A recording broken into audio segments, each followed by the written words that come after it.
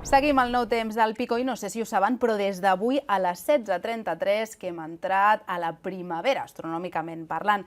De fet, per celebrar aquest equinocci es fan rituals arreu del món i l'Antonio Bernal ens farà 5 cèntims, però abans m'agradaria preguntar-li a l'Alfred si està d'acord en que avui comenci la primavera. No, no estem d'acord. Per què? Aquí l'Antoni i jo aquí ens discutiríem perquè la primavera meteorològica comença l'1 de març, que més o menys coincideix amb els canvis de temps, però l'astronomia mana, i ho entenc, per tant, ell us ho explicarà millor.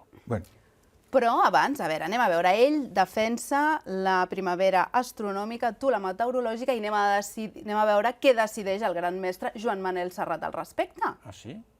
Duia un barret de roselles i a la bandolera en duia la primavera el 20 de març. 20 de març, minipunto per l'Antonio Bernal. Ja parlarem al Serratillo, ja parlarem.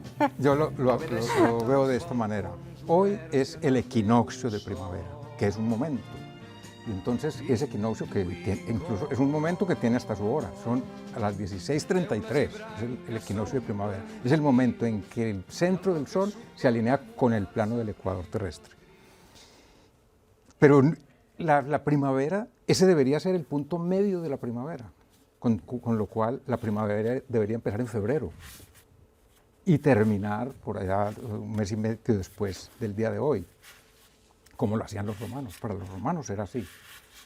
Bueno, el hecho es que de todas maneras el equinoccio es un momento mágico porque en todas las culturas, en las pasadas y hoy día en algunas, el equinoccio era el principio del año, la iniciación del año. Los romanos empezaban sus campañas militares con el equinoccio. Perquè és quan els dies comencen a allargar-se. Claro, y no está el frío, las campañas militares deben ser muy difíciles con el frío del invierno. Tal.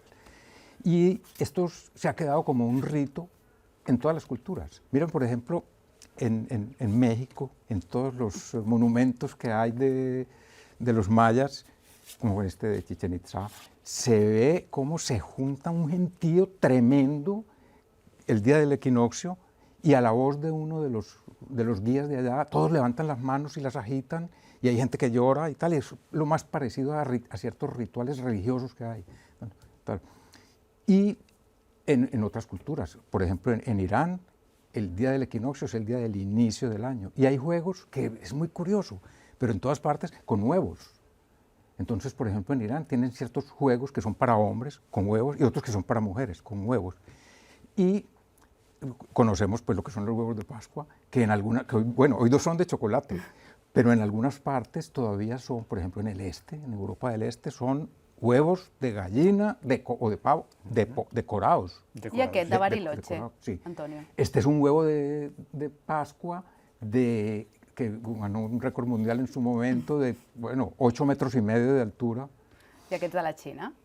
Esto lo traigo porque es algo muy interesante, y es que en algunas culturas, que esto lo conocí en Central Park en el equinoccio de otoño, la gente tiene un agüero y es que ponen huevos verticales y los equilibran.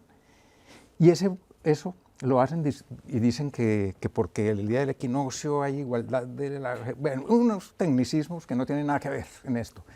Y procede de China. En la China todavía existe ese juego i viene de hace 4.000 años. Mentre estava parlant això dels ous, mira, va, anem a fer una coseta. A veure, de què hablaves dels ous, que aquí són de xocolata? Què has portat aquí? Doncs mira, m'he vingut amb gana. Mira quin ou. Oh! Té, Antonio. Para mí. Per tu, un ou de xocolata. Escolta, què adient, aquesta sorpresa. Té, un altre ou de xocolata per tu. Moltes gràcies. Espera, que avui estic Se lo generós. llevaré a mi nieta que está en el hospital. Ah, sí? Esperem que es Doncs vinga. recuperi. Estic generós. Molt ràpid. Aquí tinc una targeta amb un número, 1 o 2. 1. 1, 2, 1. Tu el 2. 2, perfecto. 2. Què s'emporta Ho l'Antonio? sento. Bombones. Ala. Molt bé. Gràcies. Doncs, Antonio, ens retrobem d'aquí a 7 dies amb aquests bombons. Muchas gracias. Gràcies. Gràcies, Antonio.